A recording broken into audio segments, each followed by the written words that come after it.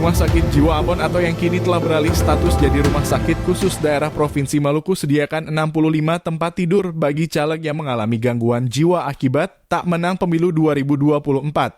Hal itu sebagai bentuk kesiapan RSKD dalam penyediaan fasilitas untuk penanganan caleg gagal. Hal itu juga sebagai bentuk dukungan dalam menghadapi pemilu 2024 nanti. Dari total 110, kita siapkan sekitar 65 tempat tidur kalau ada caleg yang masuk, kata Kepala Tata Usaha RSKD Maluku Henry Aipasa di ruang kerjanya, Jumat 4 Januari 2024. Dijelaskan jika ada caleg gagal yang mengalami gangguan jiwa, RSKD akan memberikan perawatan selayaknya pasien ODGJ pada umumnya. Mengingat rumah sakit jiwa di luar daerah juga menyiapkan hal serupa karena persoalan caleg gagal sudah kerap kali terjadi.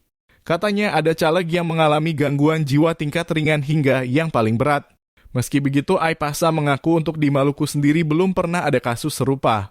Mungkin kalau di luar daerah ya seperti Jawa kan ada yang gagal sampai masuk rumah sakit jiwa, tapi di Maluku sendiri belum pernah ada kasus seperti itu, tandasnya.